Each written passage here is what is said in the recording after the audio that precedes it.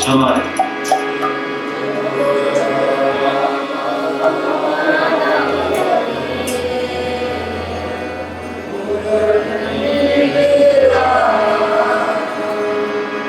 লাহে আগে দেব সুখ জন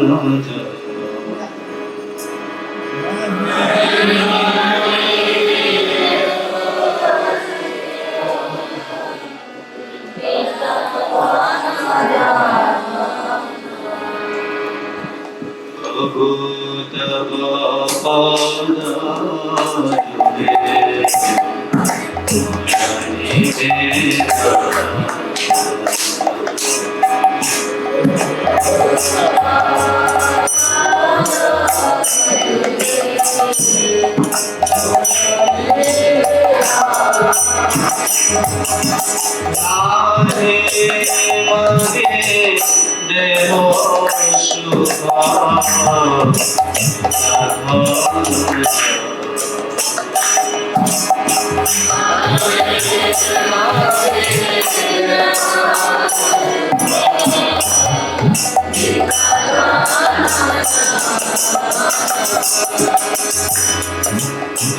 মাঝে স্বর্গ মোক্ষরাগে না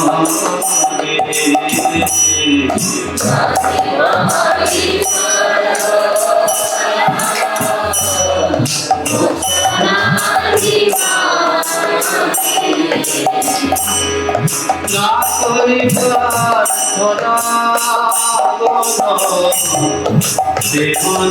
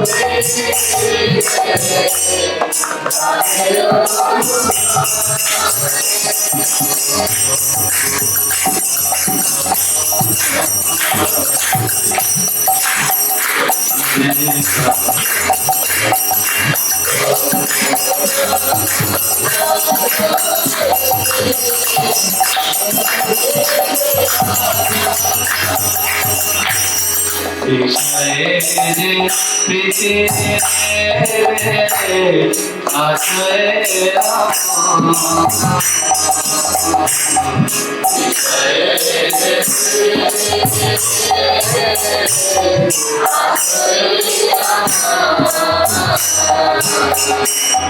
সেই মতো প্রীতি জাগরে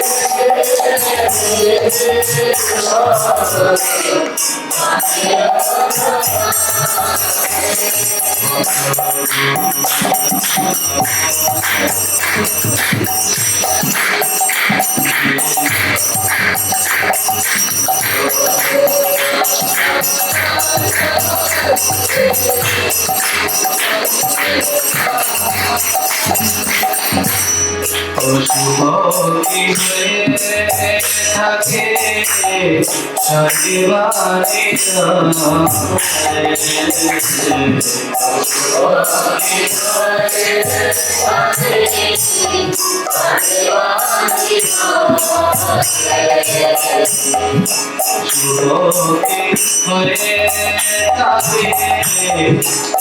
সজীবানি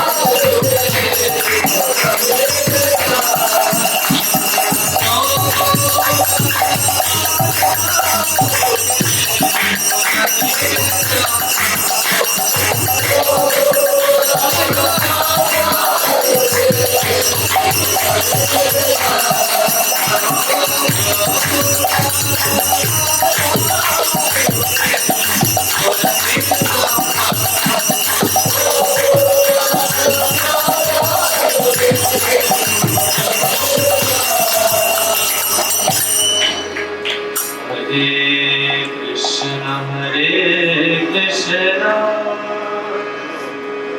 Krishna Krishna Hare Hare Hare Rama Hare Rama Rama Rama Hare Hare Hare Krishna Krishna Krishna Krishna Hare Hare Hare Rama Hare Rama Rama Rama Hare Hare Jaya Radha Madhava Kunja Bihari Gopi Jana Vallabha Girivardhari Jaya Radha Madhava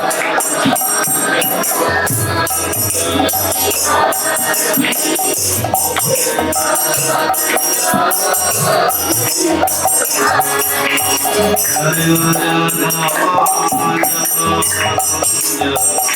Bihari Gopi Jana Vallabha Girivardhari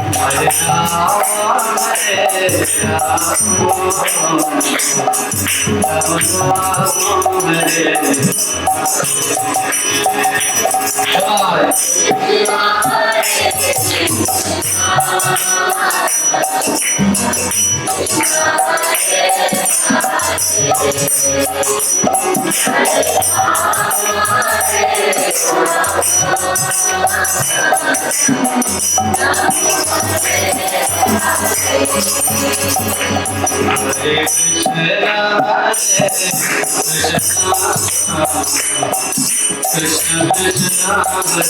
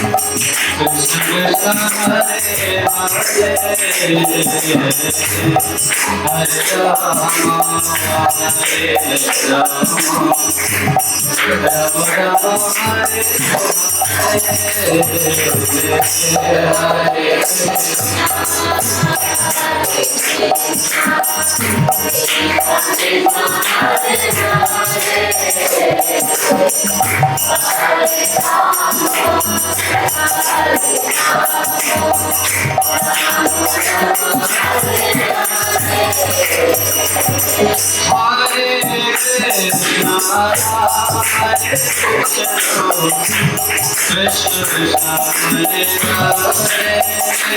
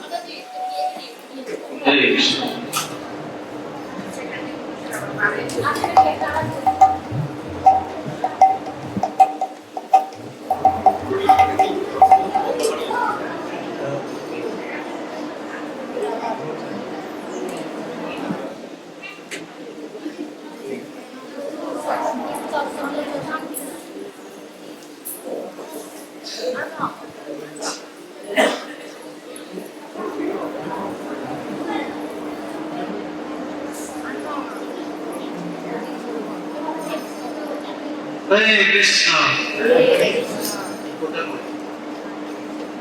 Hare Krishna. তারপরে সবাই কেমন আছে? ভালো। হরিবলটা আসতে হয়ে গেল।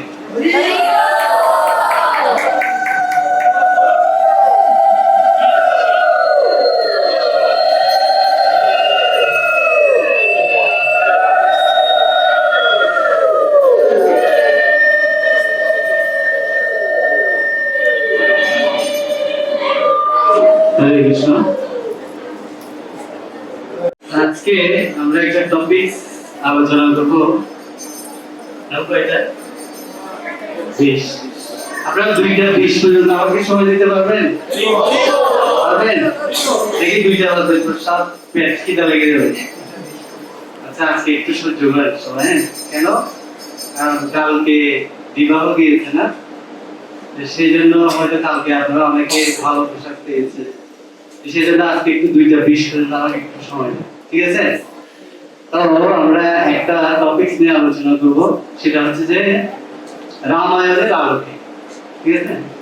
তবে এখানে সবাই আমরা গৃহস্থ না, আমি একটা গল্প বলে শুরু করি। কেমন শুরু করবো? আচ্ছা দেখি বলেন তো, বিবাহের সময় লাল শাড়ি পরা হয় কেন? লাল শাড়ি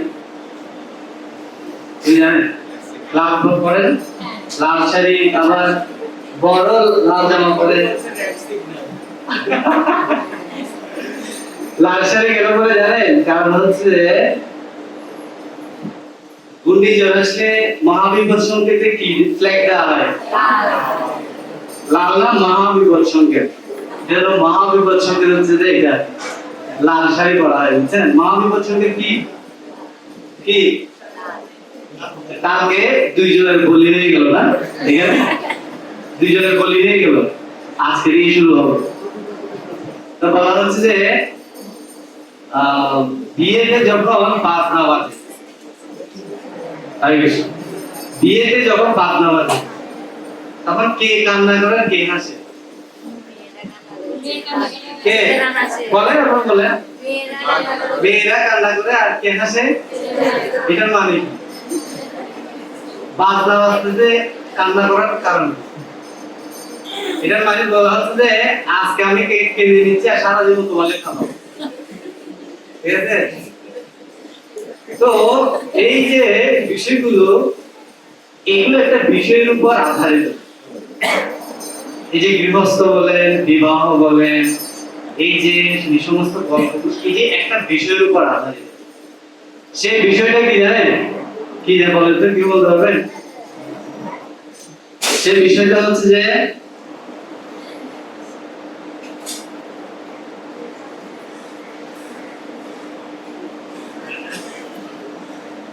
দেখা যাচ্ছে এর কি লেখা আছে?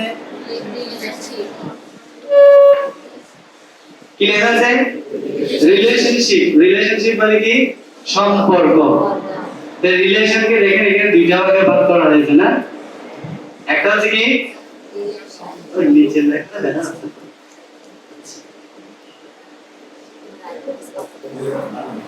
আচ্ছা, একটা হচ্ছে রিলেশন আর একটা হচ্ছে কি শিপ মানে কি জাহাজ বা বাহন। এখানে বলা হচ্ছে রিলেশন মানে কি হৃদয়ের বন্ধন এবং পারস্পরিক বোঝাপড়া। যদি একটু বোঝা যাচ্ছে, এটা নিচে আছে কি হৃদয়ের বন্ধন এবং পারস্পরিক বোঝাপড়া।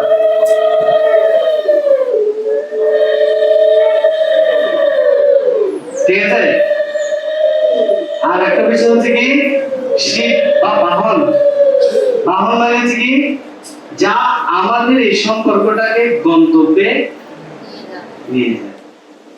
কি এই সম্পর্কটাকে গন্তব্যে নিয়ে যায়, কোথায় নিয়ে যায়, কোন গন্তব্যে নিয়ে যায়?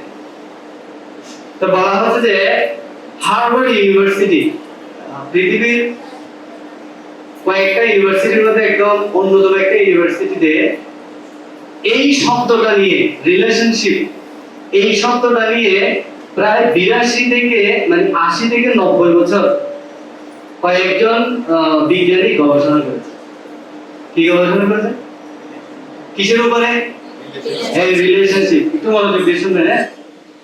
এই রিলেশনশিপের উপরে হার্ভার্ড ইউনিভার্সিটিতে প্রায় 80 থেকে 90 বছর পর্যন্ত এই বিষয়টা নিয়ে গবেষণা করা হয়েছে। তো গবেষণা করে কি পেয়েছে জানেন? কি পেয়েছে? গবেষণা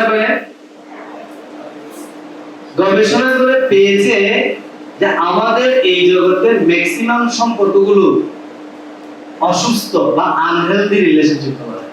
কি রিলেশনশিপ? আনহেলদি বা অসুস্থ, মানে সুস্থ রিলেশনশিপ না। ঠিক আছে? তো যদি সুস্থ রিলেশনশিপ আমরা গড়তে চাই, তাহলে সেই সম্পর্কে আমরা যথাযথভাবে জানতে পারবো কোথায় থেকে? কোথায় থেকে? নো, রামায়ণ থেকে। রামায়ণ হচ্ছে যে একটা যথাযথ সম্পর্ক প্রতিষ্ঠার একটা মহাকাব্য রামায়ণ। বুঝলেন? যদি আপনি এই সম্পর্ক কি জিনিস সেই জিনিসটা যদি শিখতে চান, তাহলে আমাদেরকে কি করতে হবে? কি রামায়ণ। রামায়ণ কি? রামায়ণে কি জিনিস? কি জিনিস? খেলার জিনিস? কি জিনিস? এটা কি বলেন? রামায়ণটা কি জিনিস? এটা তো ভগবান রামচন্দ্রের জীবন কথা, ঠিক না? সে কে লিখেছে? বাল্মীকি মুনি। বাল্মীকি মুনির পরে আবার কে লিখেছিল রামায়ণ? হ্যাঁ, তুলসীদাস লিখেছিল রামায়ণের পরে। তো আজকে আমরা চারটা প্রিন্সিপাল জানবো। হ্যাঁ, এটাকে বলা হচ্ছে the four integral principle of relationship. মানে এই চারটা গুরুত্বপূর্ণ প্রিন্সিপাল জানবো, নীতি জানবো, যে চারটা নীতি না থাকলে কেউ একটা ভালো রিলেশনশিপ বা সম্পর্ক গড়তে পারবে। সেই চারটা নীতি কোথায় কোথায় আছে জানেন? এই চারটা নীতি কোথায় আছে? যে ভগবান রামচন্দ্র কয় ভাই ছিল? চার ভাইয়ের চারটা নীতি ছিল। বুঝতে পেরেছেন? এই চার ভাই থেকে আমরা চারটা নীতি শিখব। ঠিক আছে? তাহলে আমি আমার ইয়াতে প্রবেশ করছি। তো প্রথম হচ্ছে ভগবান রামচন্দ্র। ঠিক আছে? তো ভগবান রামচন্দ্র থেকে আমরা একটা সবচাইতে গুরুত্বপূর্ণ কোয়ালিটি বা গুণ আমরা অর্জন করতে পারি বা শিখতে পারি, সেটা হচ্ছে কি? মাকে শ্রদ্ধা করা, বাবাকে না না না, এখানে যেটা লেখা আছে, এখানে কি লেখা আছে? সততা বা ইন্টিগ্রিটি। ঠিক আছে?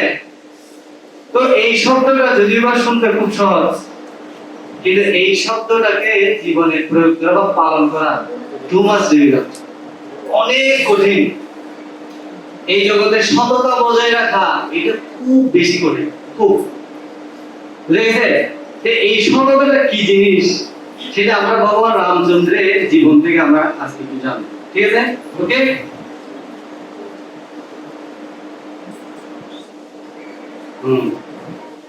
এই সততাটাকে বলা হচ্ছে ফাউন্ডেশনাল কোয়ালিটি, বা এটাকে বলা হচ্ছে কি? সম্পর্কের ভিত্তি বা সম্পর্কের প্রথম এবং প্রধান ভিত্তি হচ্ছে কি? সততা। এখন এই সততার ভিতরে আবার অনেক কিছু আছে, বুঝতে পারলেন? কি আছে? তো বলা হচ্ছে যে সততার সংজ্ঞা কি, মানে সততাটা কি জিনিস, কে বলতে পারবেন? কেউ বলতে পারবেন? কেউ? সততাটা কি জিনিস?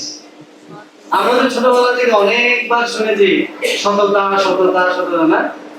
সততাই সর্বোৎকৃষ্ট পন্থা, অবসর গ্রহণ করেছেন। হ্যাঁ, এই সততাটা কি জিনিস? হ্যাঁ,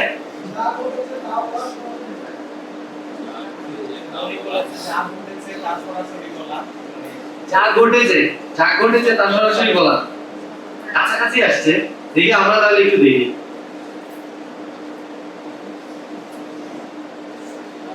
প্রথম হচ্ছে কি? সততা হচ্ছে কি তিনটা জিনিসের কি সংমিশ্রণ। তিনটা জিনিস, একটা হচ্ছে কি থট বা চিন্তা, আরেকটা হচ্ছে কি ওয়ার্ড বা কথা, আরেকটা হচ্ছে কি অ্যাকশন বা কাজ। হচ্ছে কি যার চিন্তা কাজ কথা একই রকম, সে হচ্ছে কি সৎ ব্যক্তি। ঠিক না? যার চিন্তা কথা এবং কাজ। এখন বলেন তো এই জগতে কয়জন মানুষ এই তিনটা জিনিসকে ব্যালেন্স করে চলতে পারে? এটা খুব কঠিন, খুব কঠিন, রাইট? কঠিন আছে। আইআইটি ইন্ডিয়ার একটা সবচেয়ে স্বনামধন্য শিক্ষা প্রতিষ্ঠান আইআইটি মুম্বাই। ওইখানে একটা স্টুডেন্ট, সে কোনো পরীক্ষাতে কখনো কি পেত না, মানে গোল্ডেন প্লাস ছাড়া পেত না। সে সবসময় গোল্ড মেডেল পেত প্রত্যেক পরীক্ষাতে। বাট ফাইনাল পরীক্ষাতে গিয়ে সে কি পাইছে জানেন? Silver medal. বুঝতে পারলেন? সিলভার মেডেল বুঝছেন? মানে রূপার পদক সবসময় পেত কি স্বর্ণের পদক। সে এই যন্ত্রণা সহ্য করতে না পারে, সে এখন চিন্তা করলো যে সে কি করবে? সুইসাইড করবে। কি করবে? আত্মহত্যা করবে। তখন একজন ভক্তের সাথে, এটা হচ্ছে কি রিয়েল স্টোরি, একজন ভক্ত হয়ে যাচ্ছে আমাদের গৌরাঙ্গ গুরু, ওনার বন্ধু। তো প্রভু গিয়ে জিজ্ঞেস করলো যে তুমি কেন আত্মহত্যা করতে যাচ্ছ?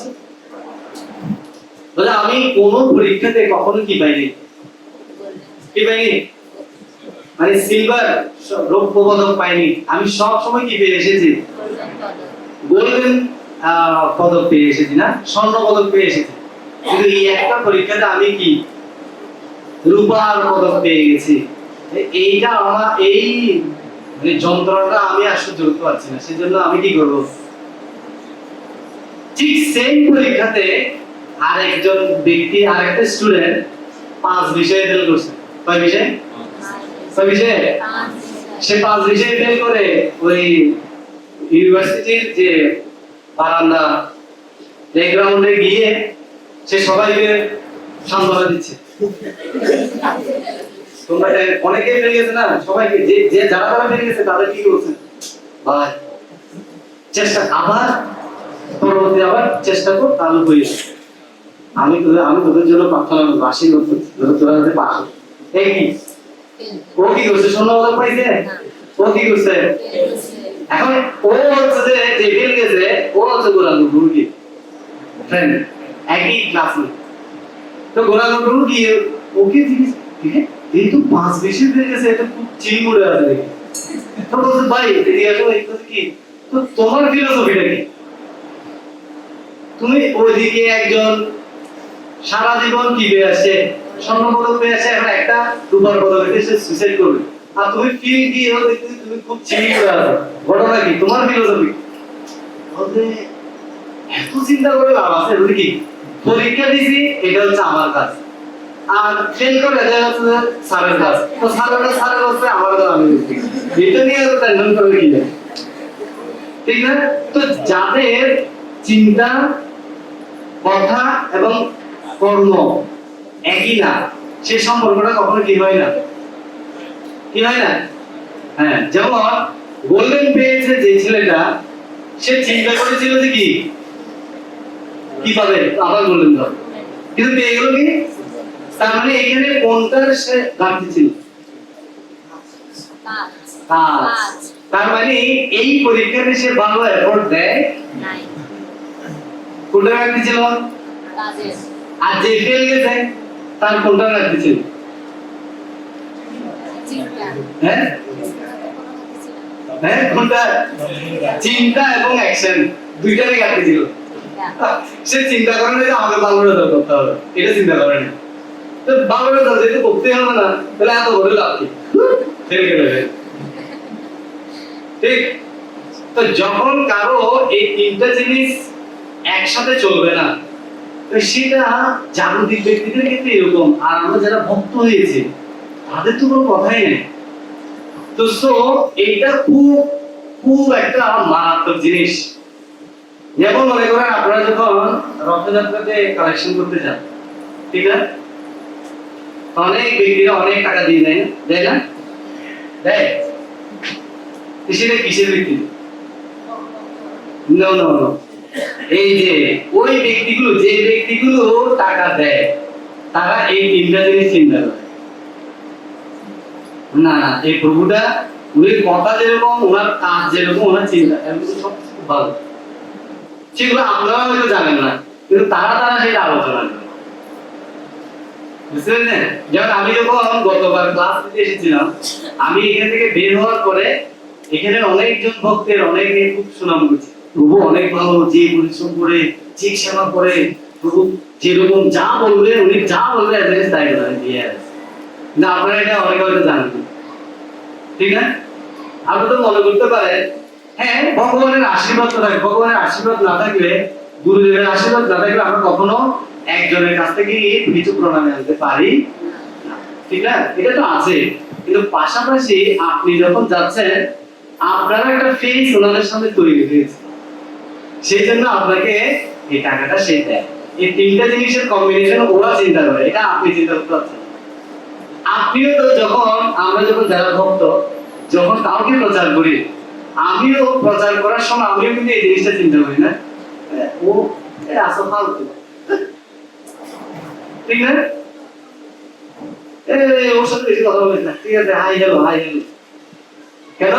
কারণ ওর চিন্তা করে একটা, বলে আর একটা, করে আর একটা। হ্যাঁ, আমাদের সিরিয়াল ভাষা বলে সুদূর বুদূর পাঠে, ঠিক না? বলে না? এই এই ধরনের ব্যক্তিগুলোকে কেউ বিশ্বাস করে না। এই যদি আমরা এই সততাটাকে যদি কি করতে চাই, সততাটাকে, এই যে ইন্টিগ্রিটি, গুণটাকে যদি এইটাকে যদি অর্জন করতে চাই, এই 3P ফর্মুলা আমাদেরকে মেনে 3P ফর্মুলা, এটা হচ্ছে কি? Purpose, principal and perspective. Purpose মানে কি? উদ্দেশ্য, প্রিন্সিপাল মানে হচ্ছে নীতি, আর পার্সপেক্টিভ মানে হচ্ছে দৃষ্টিভঙ্গি, ঠিক আছে? এর একটা বানান ভুল আসছে, দৃষ্টিভঙ্গি হবে, দৃষ্টিভঙ্গি। তো পারপাস মানে কি? সম্পর্কের মূল লক্ষ্য, পারপাস মানে কি? সম্পর্কের মূল লক্ষ্য আধ্যাত্মিক সংযোগ বজায় রাখা। কি? সম্পর্কের মূল লক্ষ্য এবং আধ্যাত্মিক সম্পর্ক বজায় রাখা। প্রিন্সিপাল, নীতি হচ্ছে কি? প্রলোভনের মুখে নৈতিকতা এবং আদর্শ বিসর্জন না দেওয়া। আর চার হচ্ছে দৃষ্টিভঙ্গি, জীবন ও সমস্যার প্রতি সঠিক ও ইতিবাচক দৃষ্টিভঙ্গি রাখা। এই তিনটার ভিতরে ভগবান রামচন্দ্রের কয়েকটা কি আছে? লীলা আছে। যেমন পারপাস সম্পর্কের মূল লক্ষ্য এবং আধ্যাত্মিক সম্পর্ক সংযোগ বজায় রাখা কি আছে। যেমন ভগবান রামচন্দ্র উনি সবসময় কি করতেন, উনি কার ছেলে ছিল? ভগবান রামচন্দ্রের নাম কি? মায়ের নাম, মায়ের কৌশল্যা, ঠিক না? কিন্তু ভগবান রামচন্দ্রকে সবচেয়ে বেশি লালন পালন করেছে, আদর করেছে, সবসময় বেশি থাকতো কার কাছে? কৈকেয়ীর কাছে। বুঝতে পারলেন? তো কৈকেয়ীর কাছে ভগবান রামচন্দ্র যা শিখেছে তার কাছ থেকে বেশি ম্যাক্সিমাম শিখেছে কৈকেয়ীর কাছে। তাহলে কৈকেয়ী ভালো ছিল না খারাপ ছিল? ভালো ছিল। ভালো ছিল? ভালো ছিল। ভালো ছিল? কি বলেন ভালো ছিল? ভালো ছিল। বেশি ভালো না? তো হ্যাঁ, কৈকেয়ী খুব ভালো ছিল। কারণ কৈকেয়ীর কাছে থেকে ছিল বিদায় কৈকেয়ী অনেক কিছু ভগবান রামচন্দ্র, যদি বা তিনি ভগবান, তিনি এই জগতে আমাদেরকে শিক্ষা দেওয়ার জন্য তিনি যেহেতু এই নররূপ ধারণ করেছিল, সেজন্য তিনি তার মায়ের কাছ থেকে অনেক কিছু শিখেছে। পাশাপাশি কি শিখেছে? আধ্যাত্মিক বিষয়। যেমন ভগবানের কি গুরুকুলে যাওয়ার কোনো দরকার ছিল? ছিল? ভগবান গুরুকুলে না গেলে হতো না? ছিল না। আমাদের এই জগৎকে শিক্ষা দেওয়ার জন্য যে কোনো ব্যক্তি যখন সে গুরুদেবের শরণাশ্রয় গ্রহণ করবে, অবশ্যই শিষ্যের কর্তব্য হচ্ছে গুরুদেবের কাছ থেকে আধ্যাত্মিক জ্ঞান কি করা, আহরণ করা। তো ছিল ভগবান রামচন্দ্র এই আধ্যাত্মিকতাকে বজায় রাখার জন্য, এই জগৎকে শিক্ষা দেওয়ার জন্য উনি গুরুকুলে গিয়েছিলেন। ঠিক ঠিক আচ্ছা, এটা হলো কি পারপাস, উদ্দেশ্য, ওনার উদ্দেশ্য ঠিক। দুই নম্বর কি প্রিন্সিপাল, দেখি ওনার নীতিটা ঠিক ছিল কি। এখানে বলছি কি দেখেন, দেখা যায় প্রলোভনের মুখেও নৈতিকতা বা আদর্শ বিসর্জন না। তো ভগবান রামচন্দ্র যখন কি হয়েছিল, ভগবান রামচন্দ্রকে যখন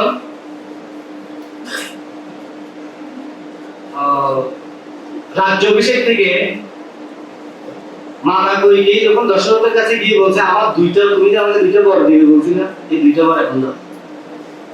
তুমি বলো কি বল? প্রথম বল কি ছিল? রামকে বনবাসে পাঠাই দিতে হবে কয় বছরের জন্য? 14 বছর। আর দ্বিতীয় বল কি ছিল?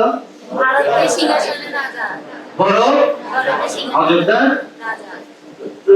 এই দুইটা বল দিতে, তখন এটা শুনে কার দশরথ মহারাজের কি হয়েছে?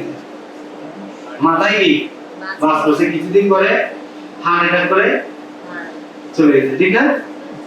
তো দশরথ মহারাজ যখন কৈকেয়ীকে এই কথাটা বলছিলেন, কৈকেয়ী যখন দশরথ মহারাজকে এই দুইটা বর চেয়েছিলেন, দশরথ মহারাজ তার সুযোগ পাচ্ছেন। তুমি যে কি বললে, কালকে কার রাজ্যাভিষেক? রামের। আগামীকাল রামের হচ্ছে রাজ্যাভিষেক হবে, আর আগের দিন কৈকেয়ী মহারাজ এই দুইটা বলছে। বলেন তো কেমন লাগে? আপনারা কি করতেন? কি হতেন আপনারা? হ্যাঁ, কি করতেন? হ্যাঁ, কি করতেন? হ্যাঁ, অটোমেটিক গুলি গুলি না, ঠিক না? আমরা হলে সেটা সহ্য করতাম, কিন্তু ভগবান রামচন্দ্র সেটাকে কিভাবে কিভাবে হ্যান্ডেল করেছে এবার আপনারা দেখেন। দশরথ মহারাজ এই বিষয়টা শোনার পরে উনি চিন্তা করছে আমি কিভাবে আমার রামকে এই কথা বলবো, কিভাবে?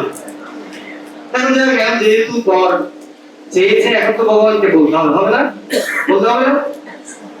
তো যাক, ভগবান রামচন্দ্র কোনো না কোনো ভাবে সংবাদ পেয়ে গেছে, কিন্তু পাওয়ার পরে উনি খুব কি ছিলেন, স্থির। তো ওনাকে দশরথ মহারাজ ডেকেছে, ডাকার পরে তো দশরথ মহারাজ ভগবান রামচন্দ্রের সবকিছু খুলে বলেছে। তো ভগবান রামচন্দ্র তার কোনো কিরকম কি প্রতিক্রিয়া ছিল না। তো উনি বলছেন ঠিক আছে বাবা, আপনার এই প্রতিজ্ঞা রক্ষা করার জন্য আমাকে যা কষ্ট স্বীকার করতে আমি করব, অবশ্যই আমি সেটা স্বীকার করব। তো দশরথ মহারাজ সাথে সাথে কি বলতে পারেন, সাথে সাথে যখন ভগবান রামচন্দ্র এটাকে অ্যাকসেপ্ট করে বলছেন, তখন দশরথ মহারাজ সাথে সাথে কি বলছে, বলে শোনো, আমি যদিও তোমাকে বলে যাইতে বলছি, এটা আমি বলছি যে তুমি বলে যাবে নাকি? ঠিক না? এবার আমি তোমাকে বলতেছি যে আমি তোমাকে আজ্ঞা দিচ্ছি তুমি আমার এই প্রস্তাব প্রত্যাখ্যান করতে পারো, এটা তোমাকে আমি আজ্ঞা দিই। আর তুমি তুমি আমার এই প্রস্তাবটাকে প্রত্যাখ্যান করতে পারো, তোমার ইচ্ছা আমি তোমার উপর ছেড়ে দিচ্ছি। আমি আমার অধিকার রক্ষার জন্য তোমাকে আমি পরামর্শ পাঠাচ্ছি, সেটা আমি ঠিক আছে, কিন্তু আমি আবার তোমাকে আজ্ঞা দিচ্ছি তুমি চাইলে আমার এই অধিকার কি করতে পারো, আমার এই শর্তটাকে তুমি প্রত্যাখ্যান করতে পারো। আমি তোমাকে কি দিয়ে দিলাম, তোমার স্বতন্ত্রতা দিয়ে দিলাম। তুমি চাইলে সেটা করতে পারো। দশরথ মহারাজ কেন এটা বলছে? কারণ যেহেতু দশরথ মহারাজ এটা বলার পরে ভগবান রামচন্দ্র এটাকে অ্যাকসেপ্ট করেছে, তো দশরথ মহারাজ পরে চিন্তা করলো আমি যদি এটাও বলি তাহলে মানে এটাও অ্যাকসেপ্ট করবে। আচ্ছা, এবার আপনাদের কাছে প্রশ্ন হচ্ছে, যদি ভগবান রামচন্দ্র দশরথ মহারাজের দ্বিতীয় অপশনটা যদি কি করতো, অ্যাকসেপ্ট করতো, কি হতো? কোনো সমস্যা ছিল? ছিল? কোনো সমস্যা হতো? হতো না? আপনারা কি বলেন? সমস্যা হতো যদি দশরথ মহারাজ দ্বিতীয়বার বলতো না যে তুমি চাইলে আমার এই শর্তটাকে কি করতে পারো, তুমি আমি তোমাকে স্বতন্ত্রতা দিলে, এইটা যদি অ্যাকসেপ্ট করে হতো, হ্যাঁ কি হতো?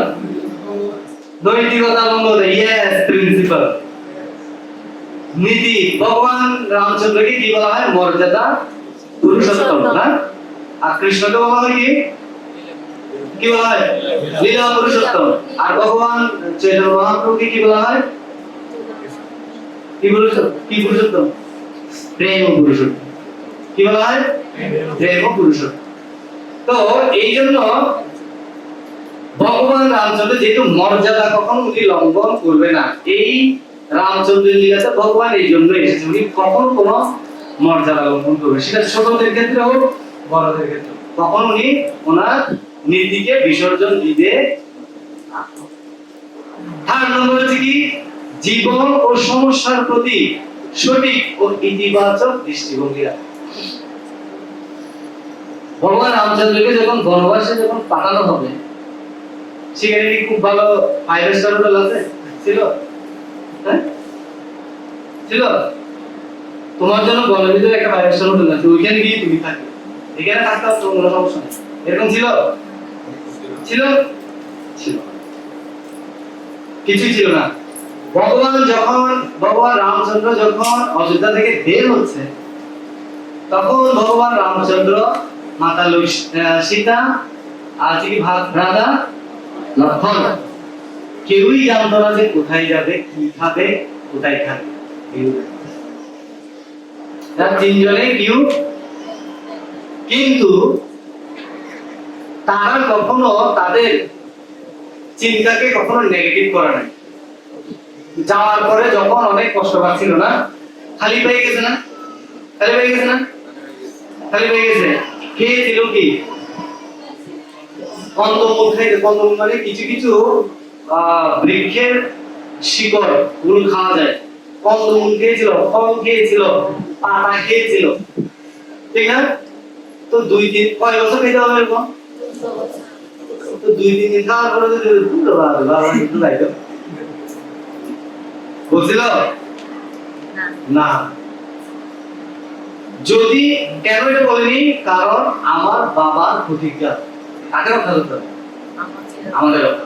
সেই জন্য বলা হচ্ছে কি, জীবন ও সমস্যার প্রতি সঠিক ও ইতিবাচক দৃষ্টিভঙ্গি রাখা।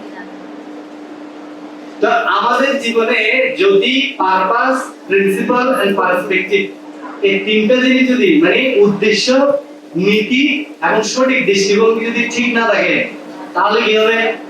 ওই যে নিচে একটা লাইন দেখেন কি লেখা আছে লাল কালি দিয়ে, এই 3 পিপল বলে তিনটা জিনিসের উপর যদি ভারসাম্য না থাকে, আমাদের জীবনে কি আসবে? কি আসবে? উদ্বেগ। আমরা উদ্বেগ পাই? কার কার জীবনে উদ্বেগ নাই? হাত তুলে তো। সবার জীবনে আছে? আছে? যাদের এখন পরীক্ষা চলতেছে, ক্লাস কি পাবো, ঠিক, ক্লাস কি পাবো, উদ্বেগ, ঠিক না? যেমন কালকে যার বিয়ে হয়েছে, সে চরম লেভেলের উদ্বেগ পাবে এখন থেকে, ঠিক না? মানে মাথা থেকে কিছু মনে করি না, মানে ব্যাগ একটারে কানের মধ্যে নিয়েছে, ঠিক আপনার কিছু মনে করি না। এই যদিও মাতাজি কথা বলছি, কিন্তু দুইজনেরই উদ্বেগ ছিল। কালকে যজ্ঞস্থলী থেকে উঠার পর পরেই উদ্বেগ স্টার্ট। তো সেই জন্য যদি কোন গৃহস্থ বলেন, ব্রহ্মচারী বলেন, বানপ্রস্থী বলেন, সন্ন্যাসী বলেন, চারটা আশ্রম তো, চার আশ্রমের এই যদি ব্যক্তিগুলো এই তিনটা জিনিস যদি কি রাখতে পারে, ব্যালেন্স রাখতে পারে, পারপাস, প্রিন্সিপাল এন্ড পারস্পেক্টিভ, উদ্দেশ্য, নীতি আর সঠিক দৃষ্টিভঙ্গি, এই তিনটা জিনিস যদি ঠিক রাখতে পারে। আচ্ছা, আমাদের উদ্দেশ্য কি?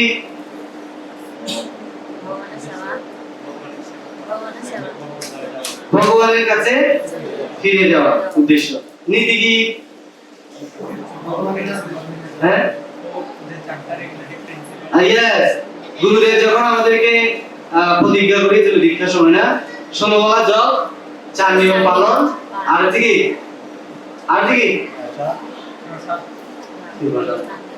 আর প্রচারে সহযোগিতা করা, কিভাবে প্রসাদ হবে, চারটা নিয়মের ভিতরে তো প্রসাদ তো করেই গেছে। আমি যারা অর্জন একটা করেছিল না, যে তোমরা বলো আমাকে প্রবাদের প্রচারে আমাকে সহযোগিতা করবে কিনা, এটা করেছে না, এর দীক্ষিত বক্তব্য ঠিক আছে, আগে দীক্ষা পেয়েছেন।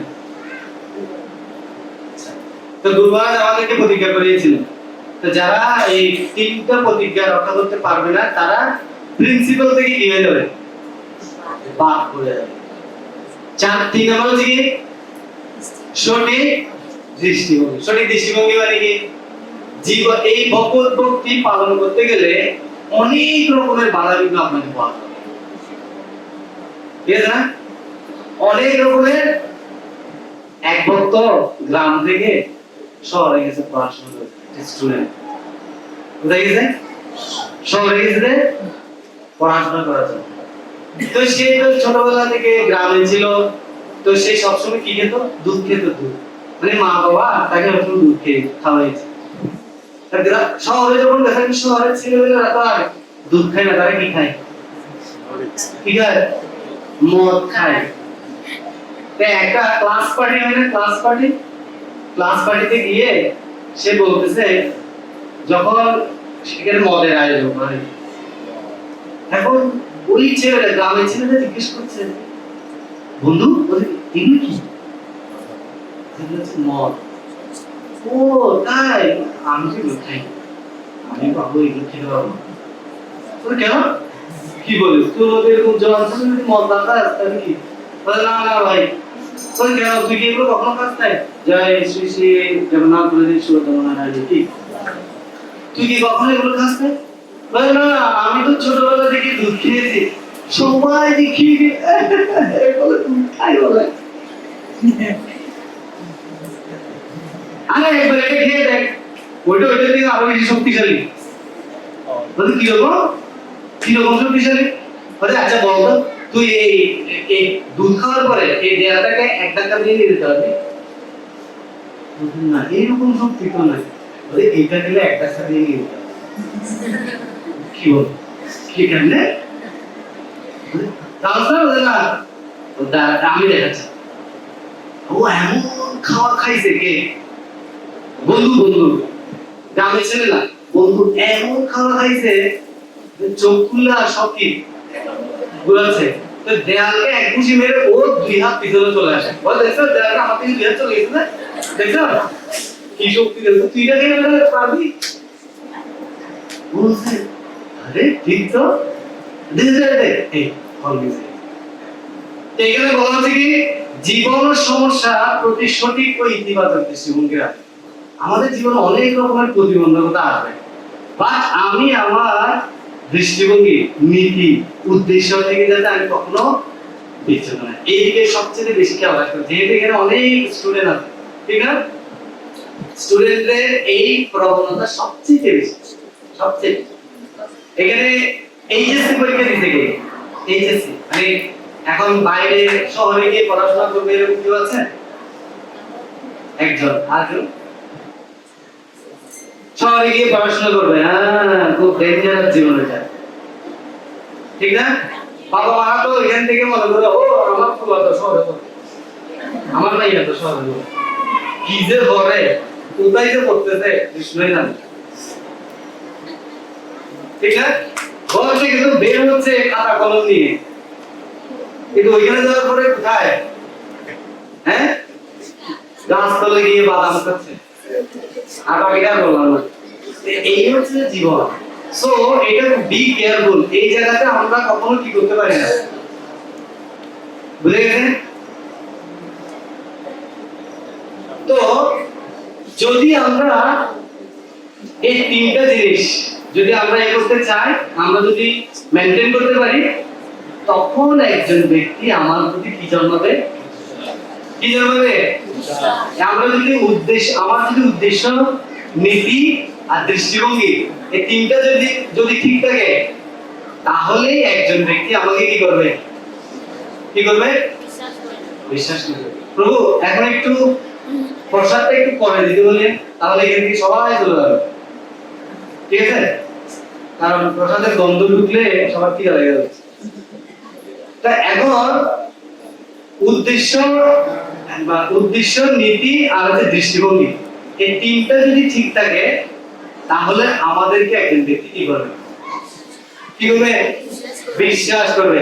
তো এই বিশ্বাসটা যদি অর্জন করতে চাই কারো, তাহলে ওইখানে পাঁচটা জিনিস লাগবে। কি লাগবে? যদি আমরা কারোর প্রতি, স্বামী স্ত্রীর মধ্যে ঝগড়া হয় না, হয় না? হ্যাঁ, যখন হ্যাঁ তুমি কে? প্রভু তুমি মোবাইলের মধ্যে তুমি কি?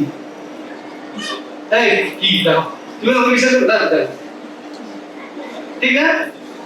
ও কিন্তু ওরকম মাইন্ড নিয়ে বলে নাই, কিন্তু প্রভু মোবাইলের মধ্যে এত কি? এই ওর ইগোতে লেগে গেছে। কি তুমি দাও? ঠিক না? তো বিশ্বাস অর্জনের জন্য পাঁচটা জিনিস প্রয়োজন। প্রথম হচ্ছে কি? আমাদের মধ্যে বিনয়ী ভাব থাকতে হবে, উদ্যত ভাব থাকলে হবে না। চার ধরনের আপনি দম্পতি পাবেন। কয় ধরনের? একটা হচ্ছে কি লজিক্যাল মানে কি দুইজনেই খুব লজিক দেখাতে হয়। মানে আপনি ওরা একটা বলবেন, ও আপনার দুইটা বলবে, ও দুইটা বলবে, আপনি একটা বলবেন। মানে দুইজনেই খুব, মানে কেউ কারো কাছে হার মানবে না। এরকম আছে? এরকম স্বামী স্ত্রী আছে? আছে আছে মানে ওকে একটা বলে ওর আপনারা দুইটা শোনাই দিবে, আবার আপনারা যখন দুইটা হ্যাঁ দুইটা আমি একটা শুনবো, মানে কেউ কারোর প্রতি কি হার মানবে না। আর একটা হচ্ছে কি ইমোশনাল কি দুইজনে খুব ইমোশনাল,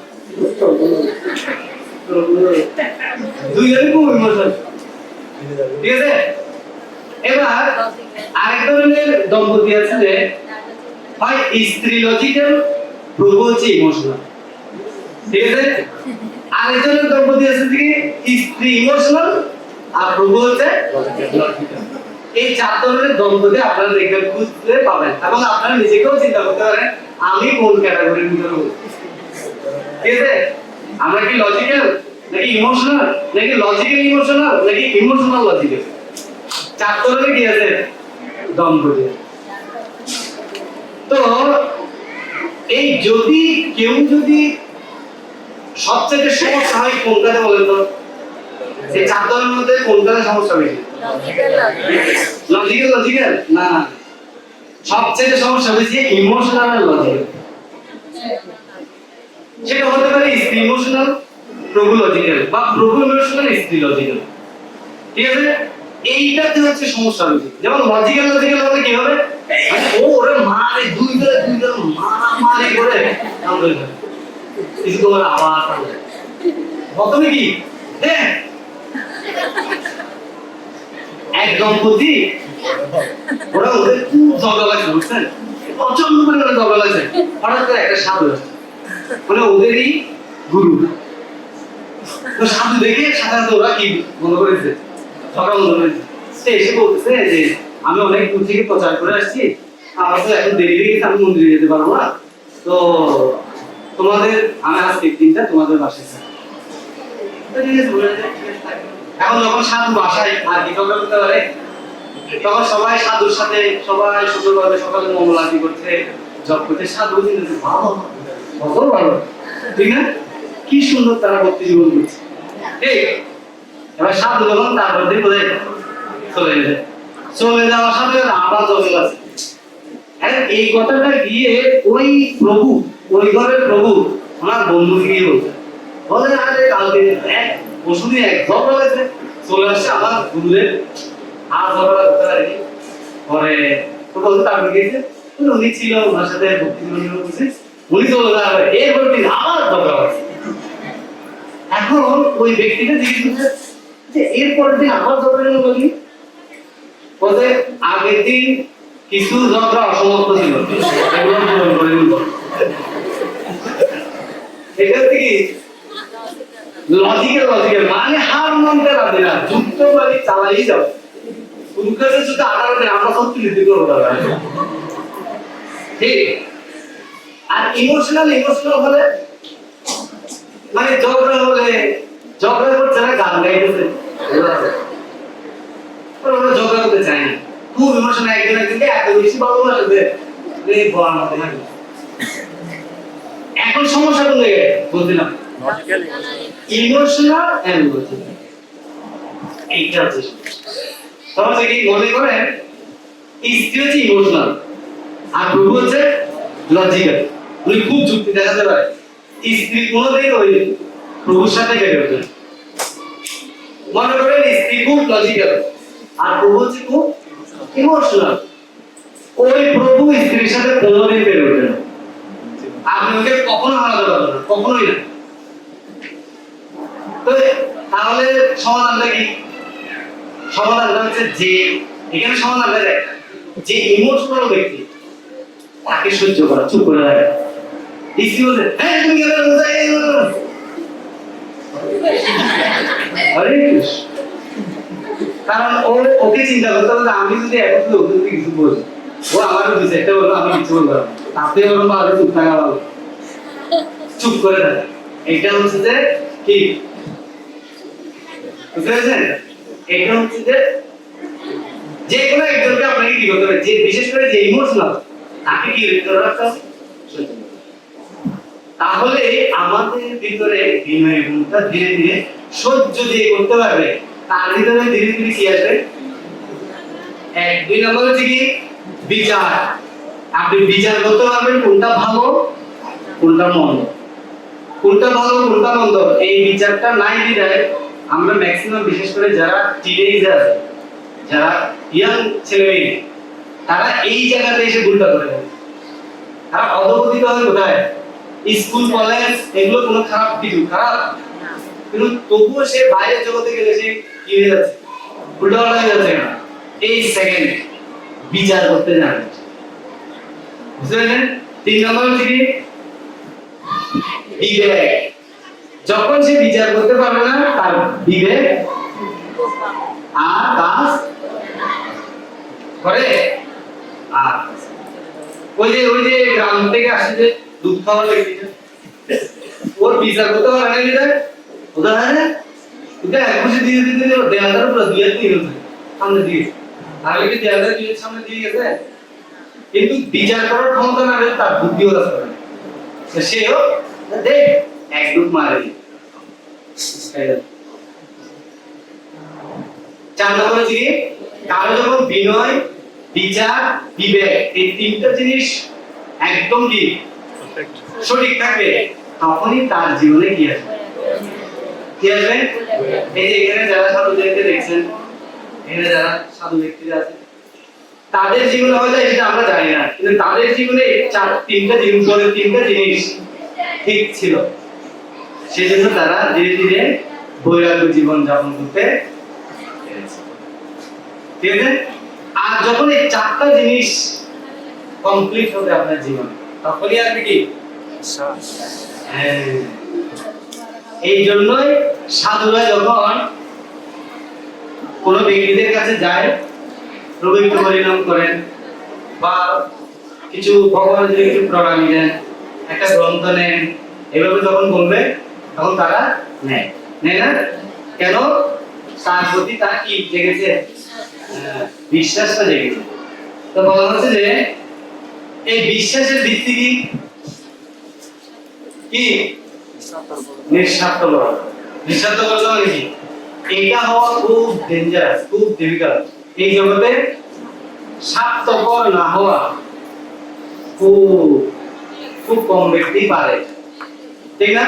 যেমন ভক্তরা যে এত কষ্ট করে প্রত্যেকে গিয়ে নবসঙ্গীতন করছে, বুক ডিস্ট্রিবিউশন করছে, এখানে কি কোনো স্বার্থ আছে?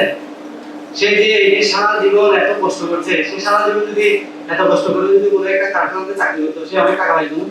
কিন্তু সমস্ত কিছু পরিত্যাগ করে সে কেন এটা করছে?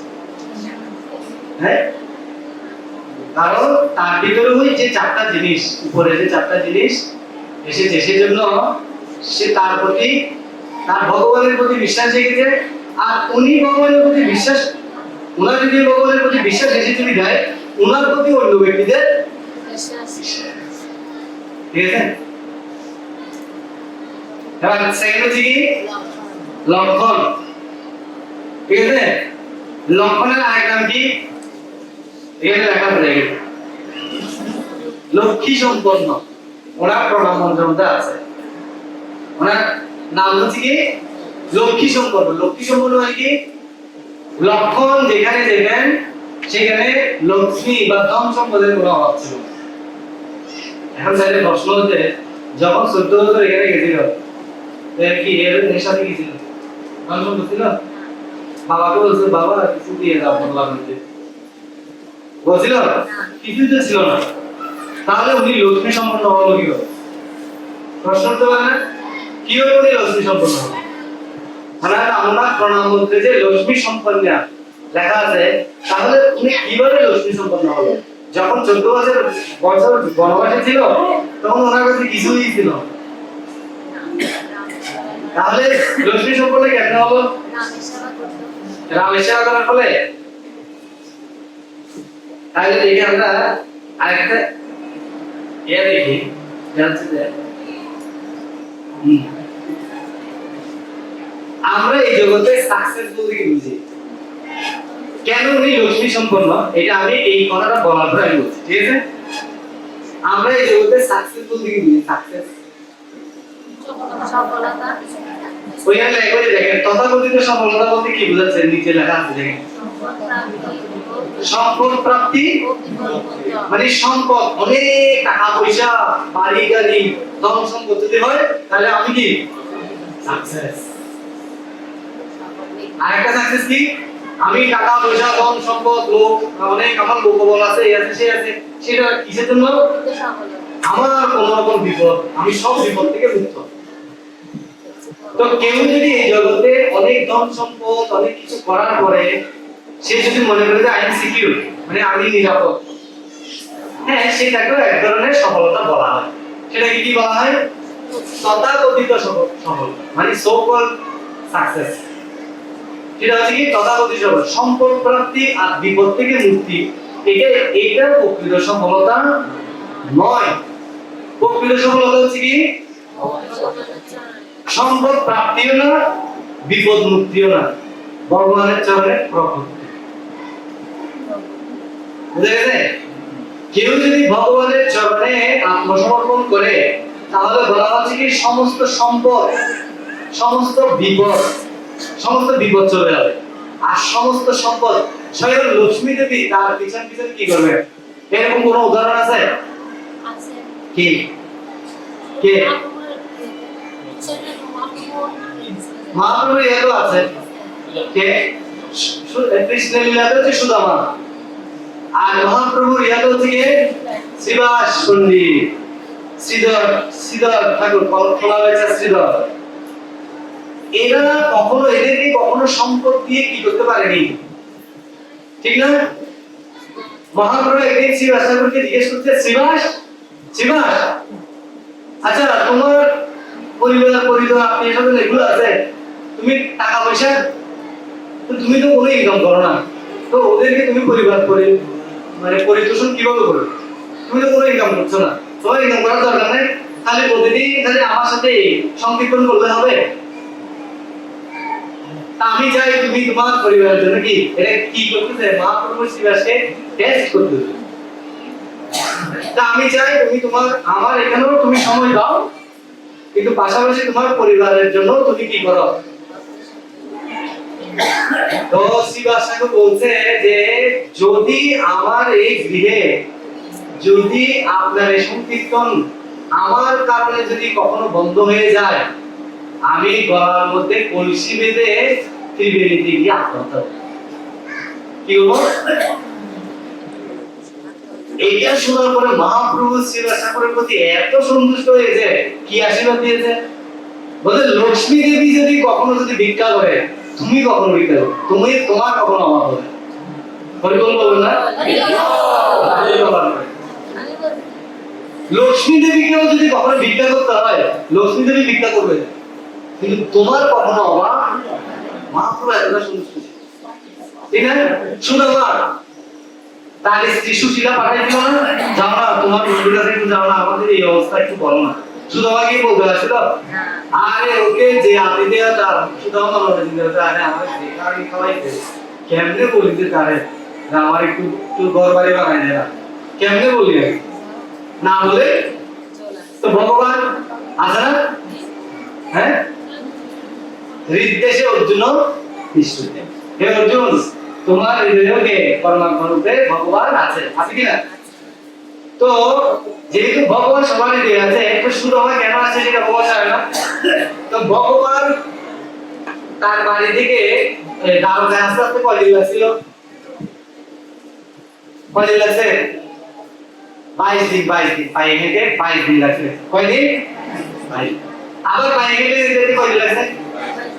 তো সুদামা এদিকে সবকিছু করার পরে আবার যখন তার বাড়িতে ফিরে গেছে, তখন কিরে কিরে আমার এখানে আমার বাড়ি বলে, ওই বাড়ির এখানে দেখছে বিশাল এক রাস্তা। কিরে আমি কোনো ভুল হলে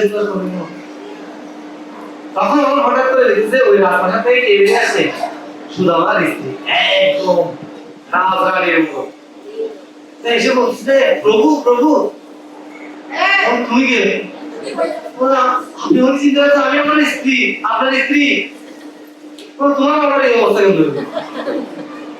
বলছে প্রভু আপনি যে আপনার প্রভুর কাছে গেছেন, আপনার বন্ধুর কাছে, এক রাতের মধ্যে ভগবান বিশ্বকর্মাকে কি দিয়ে, ইশারা দিয়ে এক রাতের মধ্যে পুরো রাস্তাটা তৈরি করে দিয়েছে। তখন সুদামা বলছে, আমি যখন আমার এই অবস্থাতে তো আমি কৃষ্ণকে খুব ভালোই সবসময় চিন্তা করতে পারি, আমার মনে হচ্ছে আমি যদি রাস্তার ভিতরে ঢুকি না আমি ভগবান ভুলে যাবো। তোমাকে দেখতে বলছে আমি গেল। তখন সুশীলা বলছে, প্রভু আপনি যদি না থাকেন আমি কেন থাকবো, আমি চলে।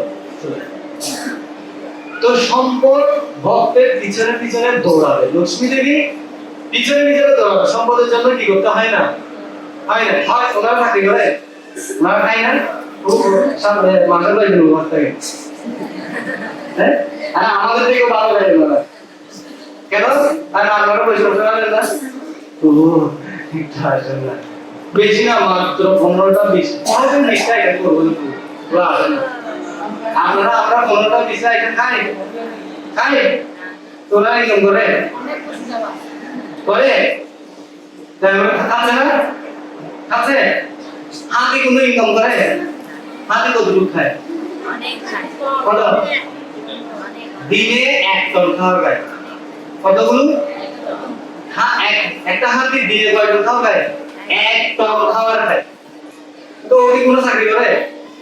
তো ভগবান যদি পিঁপড়া থেকে শুরু করে সমস্ত প্রজাতি, শুধু মনুষ্য প্রজাতি ছাড়া সবার খাদ্য যদি কি করতে পারে, সবাই করতে পারে, আপনার খাদ্য ভগবান সবাই করতে পারো না? হ্যাঁ, তাই ভগবান বলে যে পাওয়া যায়, তাই তুমি সব খাদ্য করে দাও, আমি এটা না বলতে, কিন্তু আমাদের বিশ্বাস, সেই জন্যই আমরা প্রত্যেকটা পদক্ষেপে আমাদের প্রচুর মায়ের খেতে হচ্ছে, কেনা নিয়ে খেতে হচ্ছে।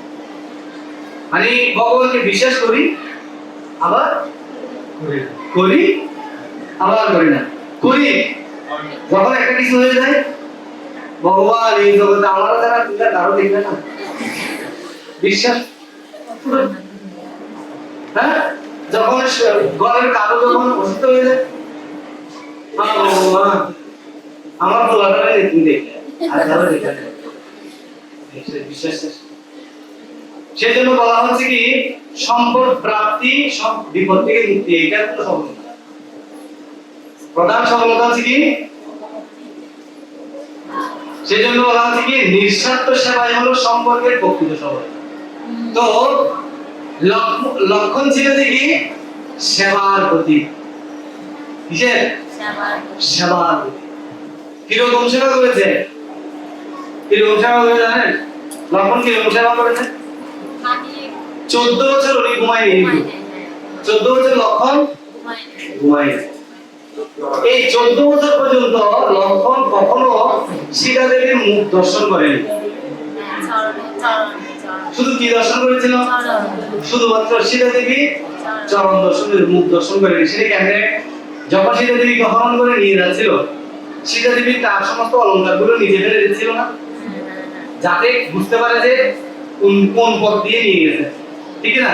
তো জটায়ু যখন ভগবান রামচন্দ্রকে যখন এই সংবাদটা দিছে যে রাবণ এসে সীতাকে হরণ করে নিয়ে গেছে, তো যখন জিজ্ঞেস করছে যে কোন পথ দিয়ে নিয়ে গেছে, তো বলছে সীতা মাতাকে আমি দেখছি যে উনি ওনার সমস্ত অলংকারগুলো ফেলে গেছে, আপনারা একটু যদি খুঁজে খুঁজে দেখতে পারেন ওই পথ দিয়ে রাবণ নিয়ে।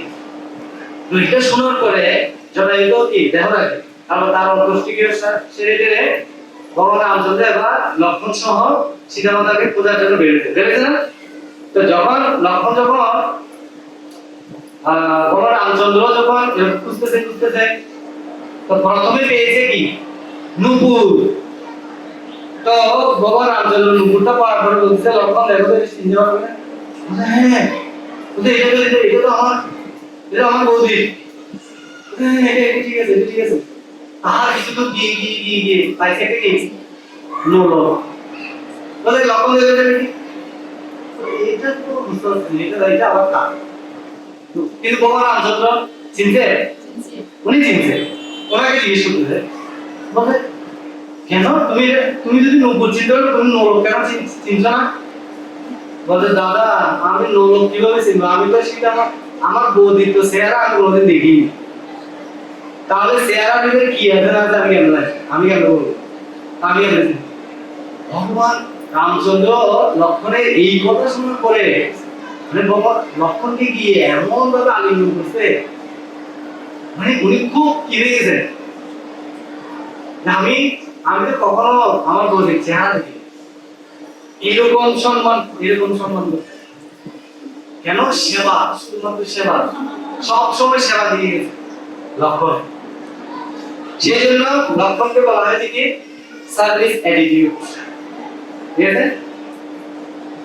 তো সেবা মনোভাবের তিনটা লক্ষণ আছে,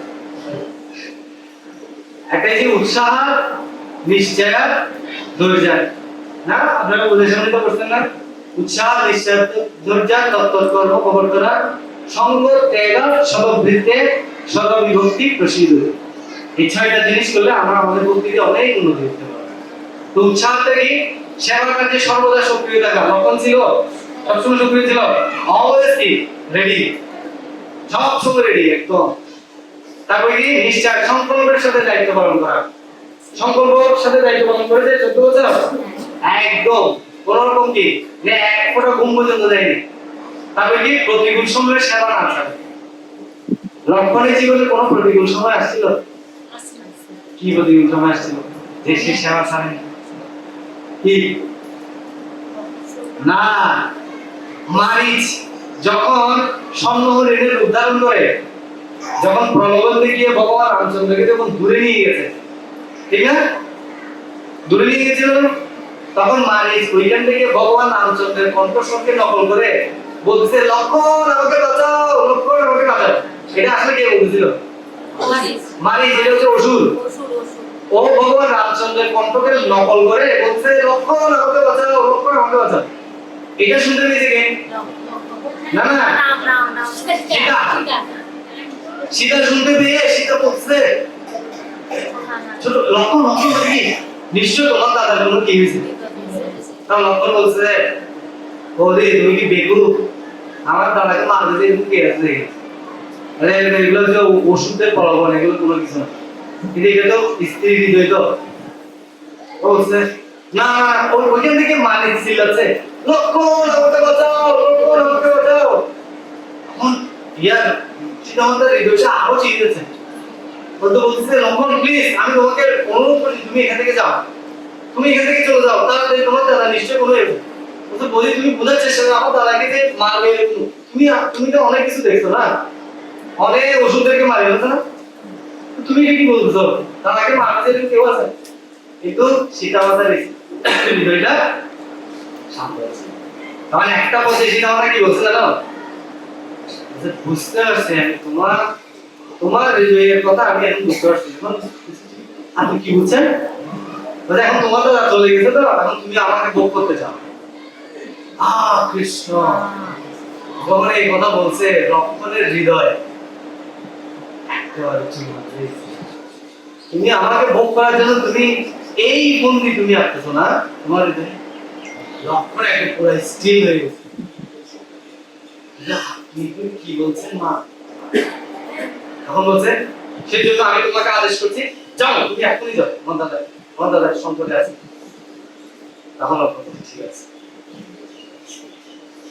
এটা বলে একটা লক্ষণ রেখা দিয়েছে না, যে আপনি কৃপা করো আপনাকে একটা রিকোয়েস্ট, আপনি এই লক্ষণ রেখার বাইরে।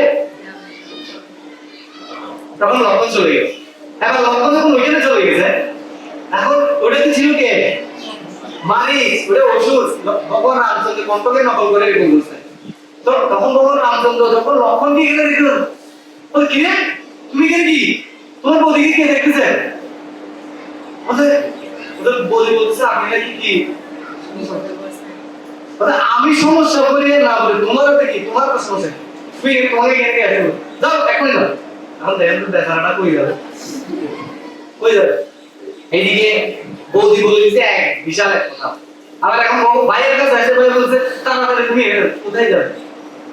কিন্তু হৃদয়ের ভিতরে কি আছে? কি আছে না? ব্যথা। কেন? বৌদি অনেক বড় একটা কথা বলে, ঠিক? কিন্তু এইরকম কষ্ট পাওয়া সত্ত্বেও এটা লাশে গিয়েছে প্রতিকূল সময়েও সেবা। উনি বলছেন যার জন্য করলাম চুরি সে এই বলে বলছে থাকতেন না খালিদের অযোধ্যা চলে যাবে। লক্ষণকে তার বনবাসে যেতে বলে বলছিল, লক্ষণ যদি চাইতো দাদা বলতেছে আমি আর পারতেছি না, এখন আমি যাইনি বড় কত একটু মাথায়, ঠিক আছে বলছিল এরকম বলছে। কিন্তু এত কিছু হওয়া সত্ত্বেও যে সেবা দিয়ে দিবেন ভরত, ভরত মানে কি? ভারবাহী ইতি ভরত, অর্থাৎ ভরত হচ্ছে কিসের প্রতীক? সহনশীলতা, টলারেন্স, সহনশীলতার প্রতীক। বুঝতে পেরেছেন? ভারবাহী ইতি ভরত, ভারবাহী মানে কি?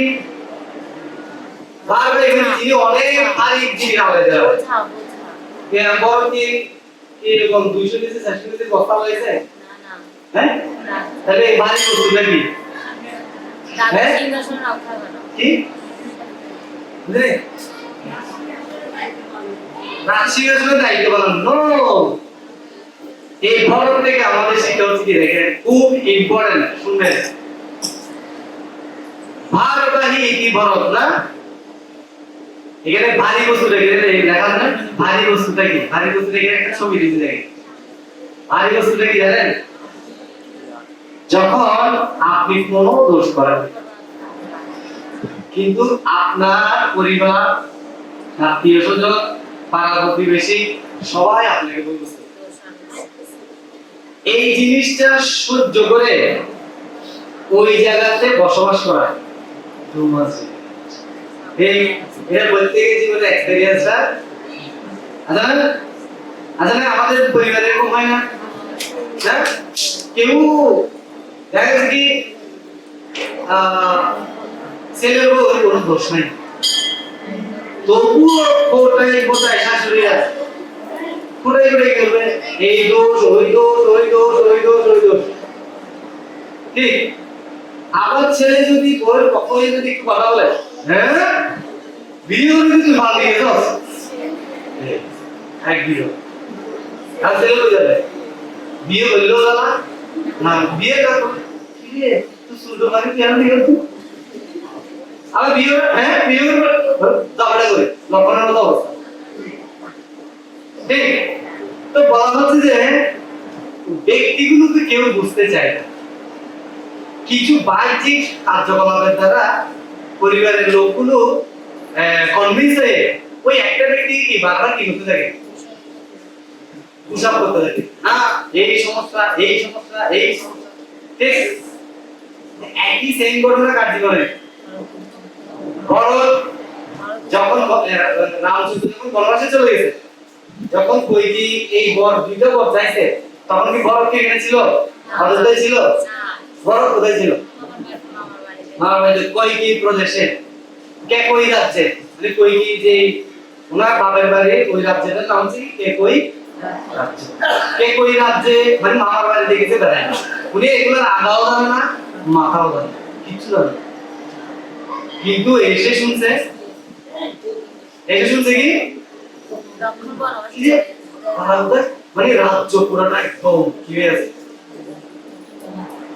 ঠিক আছে রাজ্য পুরোটা একদম নিস্তব্ধ হয়ে আছে কেউ কারো চেহারাতে সবার চেহারাতে কিসের চিহ্ন শোকের চিহ্ন ঘটনা ওই কৈকেয়ী প্রদেশে গেছিল কে কে শত্রুঘ্ন আর কে ওরা দুজনেই গেছিল এখন বড় শত্রুঘ্ন ভাই কি ঘটনা কি ওদের দাদা আপনি কিছু বুঝতেছি না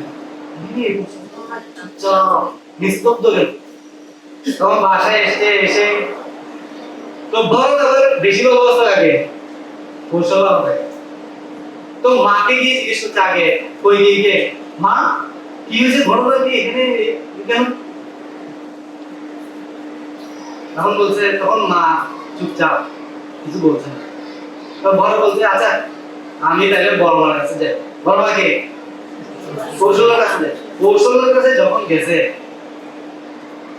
তো কৌশলের কিছু মা তো কৌশল তখন অন্যদিকে ফিরে কান্না করছিল কেন এই দিকে হচ্ছে অযোধ্যা থেকে কে চলে গেছে আর রাম চলে যাওয়ার পর করে দশরথ মহারাজ কে গেল দেহ রাখছে তো ওই দেহ রাখছে ওইটার অন্ত্যেষ্টিক্রিয়া করার জন্য ভরতকে তাড়াতাড়ি করে নিয়ে আসা হয়েছে মামার বাড়ি থেকে ভরত এগুলো কিছুই জানে না তখন কৌশল্যা ফিরে দেখছে কে কে আসে তো ভরত যখন আসছে দেখছে তো কৌশল্যা খুব কান্না করছে তো ভরত দৌড়ে এসে মা কি সমস্যা তো কৌশল্যা আসছে আয় বাবা তো ভরত যখন কৌশল্যা কোলের মধ্যে গেছে এরকম আলিঙ্গন করে কৌশল্যা কিন্তু এরকম একটা ধাক্কা দেয়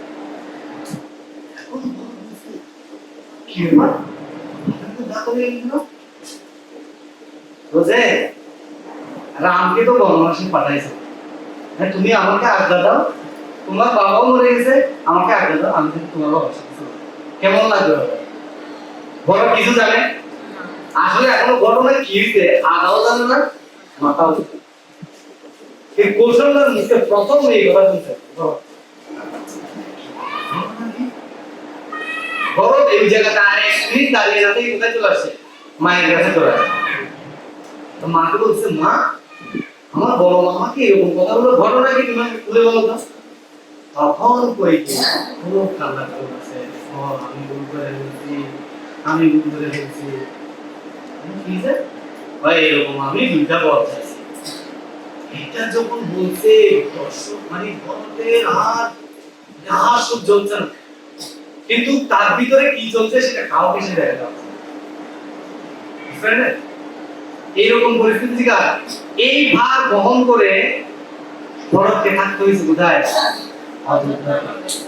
ঠিক আছে আমি শুনলে ভরতের কাহিনী শুনলে হৃদয়টা ফেটে যাবে ভরত কখনো এই ঘটনার পর থেকে ভরত কখনো অযোধ্যার যে নদী ওই নদীর নাম কি সরজু নদী কি নদী সরজু নদী ওই সরজু নদীতে কখনো ভরত স্নান করতে যেতে পারতো না দিনের বেলা ভরত ওই স্নান করতে কখন জানেন রাত 2টা কেন বলতো তাহলে দিনের বেলায় ভরত অযোধ্যা নগরী থেকে রাজপাহাড় থেকে বের হলেই অযোধ্যাবাসীরা বলছে এই কুলাঙ্গার আসছে এই কুলাঙ্গার বলে ও চেহারা দেখা রে বলে সবাই করে ঢুকো এই কুলাঙ্গারের চেহারা দেখলে আমাদের কি হবে অমঙ্গল হবে। এর কারণে আমাদের এত প্রিয় ব্যক্তি, আমাদের প্রিয় রাজা, আমরা যাকে সবচেয়ে বেশি ভালোবাসতাম, এর কারণে আসলে বল কিছু জানে জানে একটা গেল না, খুব কষ্ট, কিন্তু বড় সহ্য করে। হ্যাঁ, একটা শুনবেন, এরকম অনেক বলতে পারবো। আরেকটা শুনবেন, যখন এবার বাবা মারা গেছে অন্ত্যেষ্টিক্রিয়া করতে হবে না, হ্যাঁ? তো বাবা মারা গেছে অন্ত্যেষ্টিক্রিয়া যখন শুরু হবে, তখন এখন তো রাম নাই, অন্ত্যেষ্টিক্রিয়া কে করবে? কারণ রামের পরিবর্তে আমি কে? বড় না, ভালো না, বড় বড় বড় না, বড় যখন অন্ত্যেষ্টিক্রিয়া করার জন্য যখন বাবাকে স্পর্শ করতেছে, বাবাকে দেখে কান্না আসছে না, স্পর্শ করতে যখন গেছে, ওনাদের কুলগুরু গেছিল বৈশিষ্ট্য ঋষি, বৈশিষ্ট্য ঋষি ঠাস করে হাত দেবে, তুমি তোমার বাবাকে স্পর্শ করতে পারবে না, আর তুমি অন্ত্যেষ্টিক্রিয়া করতে পারবে গুরুদেব? কেন কেন আমি কি দোষ করলাম? বলে তোমার বাবার মৃত্যুর আগে আমাকে বলে গেছে, আমি যদি দেহ রাখি, এই কুলাঙ্গার যাতে আমার অন্ত্যেষ্টিক্রিয়া না হয়। বড় কিছু জানতো? জানতে কিছু শুধু শুধু না, বড় যেটা শোনার পরে বলছে এখন তো বাবাও বেঁচে নাই, যে এখানে একটা মিস্টেক হয়েছে না, বড় যে এগুলো কিছুই জানে না, এগুলো কাকে বলবো? একমাত্র সমাধান ছিল যদি বাবা বেঁচে থাকতো, তাহলে বাবার সাথে একটা কনসাল্ট করা যেত, ঠিক না? এখন বাবা যেহেতু মৃত্যু পথযাত্রী অবস্থায় যাতে এই ধরনের কথা বলে গেছে, বড় দাঁড়ানো স্বীকার করতে বুঝতে পেরেছেন? বুঝতে পেরেছেন? এইরকম কষ্ট সহ্য করে ভরতকে কোথায়, আরো অনেক আছে, ভরতের শুধু ভরতের উপরে বলতে পারবো অনেক, 1-1.5 ঘন্টা 2 ঘন্টা বলতে, বুঝতে পারলেন? এরকম কঠিন পরিস্থিতি, এই পরিস্থিতি কিন্তু আমাদের সমাজে, আমাদের ফ্যামিলিতে দেখা যায় কিনা? যায়, সহ্য করে থাকতে হবে। তো ভরত সহ্য করেছিল বিদায় 14 বছর পর্যন্ত অপেক্ষা করার পরে, 14 বছর যেদিন পূর্ণ হয়েছে, ভগবান রামচন্দ্রের আবার তারপরে কিন্তু সিংহাসনে বসেন। হ্যাঁ, এই আরো অনেকগুলো আছে। সেজন্য বলা হচ্ছে পারিবারিক বন্ধন কেন গুরুত্বপূর্ণ, বলেন তো? পারিবারিক বন্ধনটা কেন গুরুত্বপূর্ণ?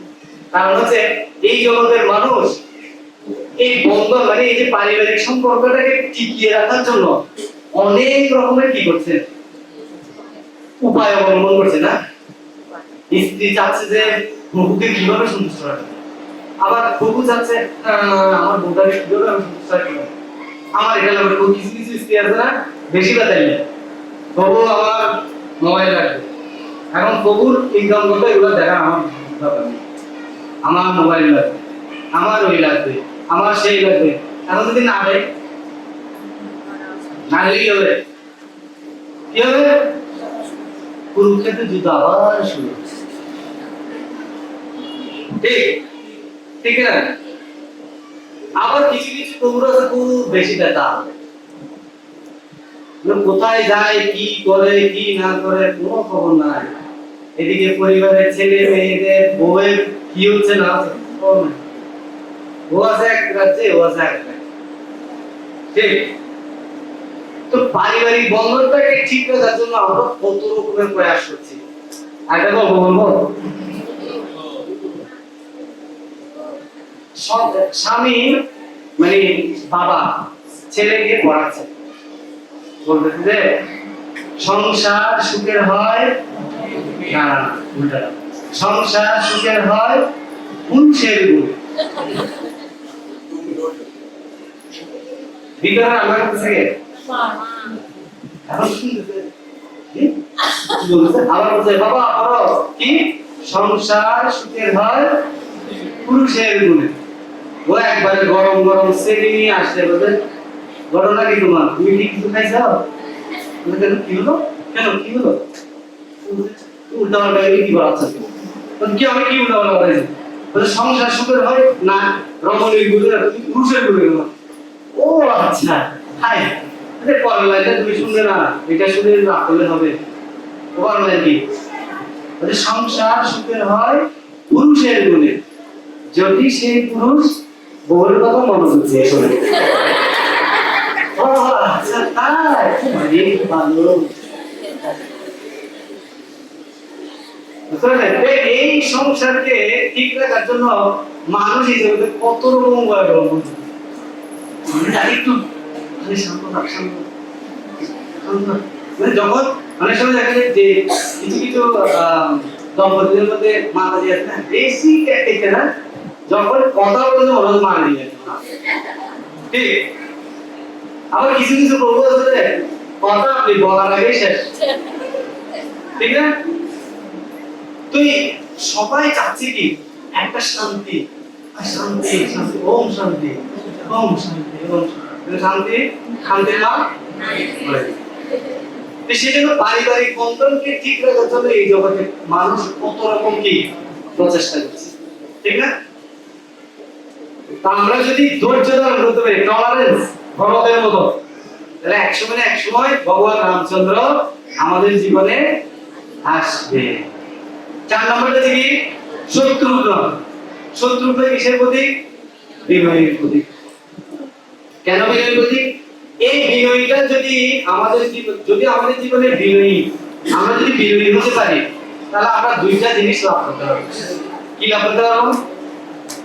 একটা হচ্ছে কি কনফিডেন্স, আত্মবিশ্বাস।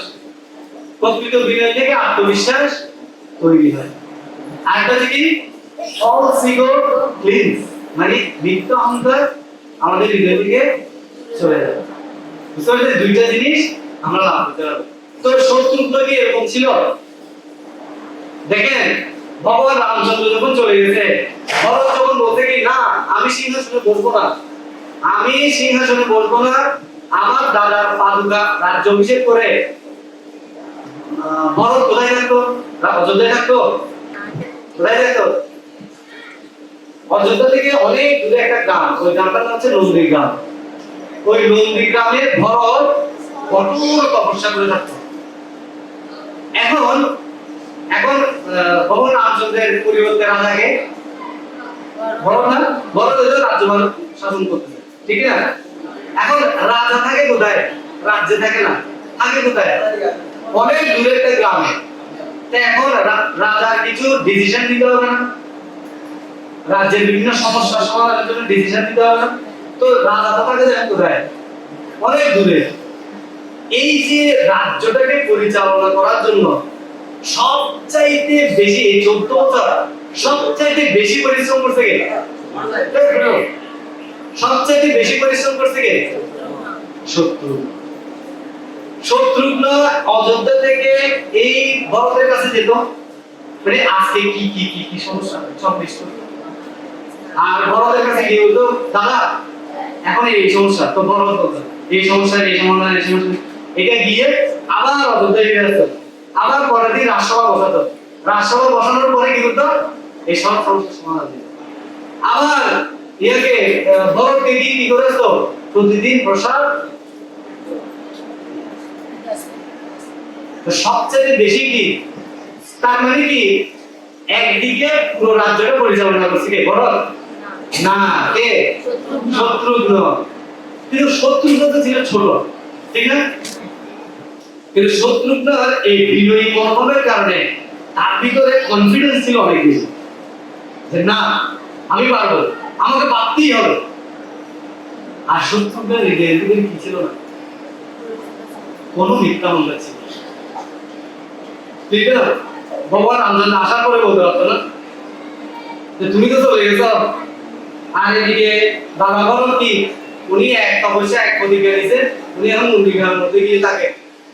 আর আমাকে প্রতিদিন আমাকে এগুলো আস্তে করতে হতো, বলতে একবারের জন্য বলে কি হয়েছে না হয়েছে কিচ্ছু বলে। আমরা কি করতাম? আগে আসার সাথে সাথে সব বলে দিতাম আমি এগোচ্ছি এগোচ্ছি এগোচ্ছি এগোচ্ছি এগোচ্ছি নিজেরটা আগে, ঠিক? কিন্তু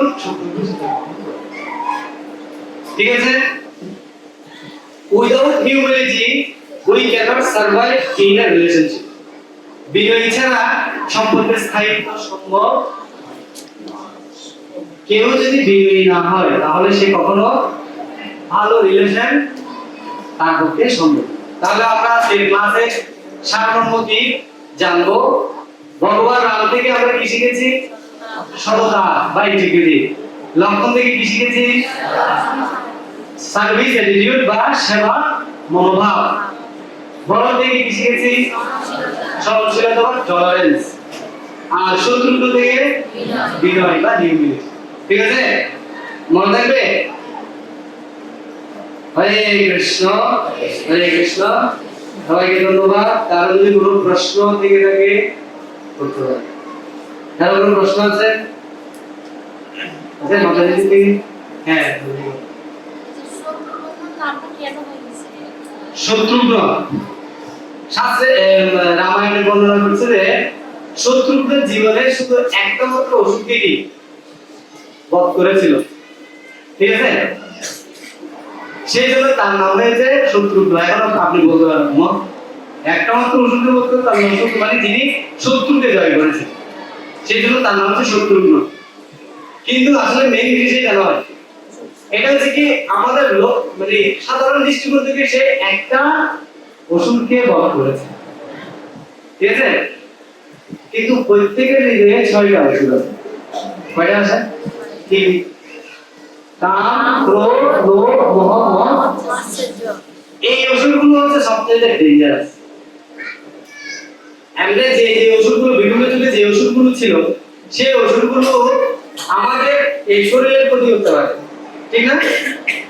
ঠিক না? কিন্তু আপনার ভিতরে যে অসুরগুলো আছে 6টা অসুর, এগুলো আপনার হৃদয়কে কি করে ফেলবে? ধ্বংস করবে। উপরে এটা কি আছে? ওই যে কি বলে মামলার গাছ দেখেন না? মামলার গাছ উপর থেকে দেখতে অনেক সুন্দর না? ভিতরে কি? ভিতরে ফুলকুলিয়া ফুলকুলিয়া। বুঝছে? ভিতরে কিচ্ছু নাই। মামলার গাছে দিয়ে কোনো কাজ আসে না, এটা কোনো কাজই হয় না। ঠিক, কিন্তু উপর থেকে দেখতে কি অনেক সুন্দর। এই 6টা ঋতু কাম, ক্রোধ, লোভ, মোহ, মদ, মাৎসর্য, এই 6টা ঋতু হচ্ছে কি ভিতরে আপনাকে খেয়ে ফেলবে, ক্যান্সার। কিন্তু উপর থেকে দেখতে মনে হচ্ছে কি খুব ভালো মানুষ। বুঝতে পারছেন? শত্রুঘ্ন এই 6টা ঋতুকে জয় করেছে। মূল ইয়া হচ্ছে কি এই জন্য উনি হচ্ছে কি শত্রু। বুঝতে পারছেন? কারণ প্রশ্ন ক্রোধের থেকে আগামী প্রশ্ন আছে না? জয় শ্রী প্রভুপাদ কি জয়, গৌর মন্ত্রবিন্দ কি জয়, শ্রী গুরু মহারাজ কি জয়, গৌর বিমান।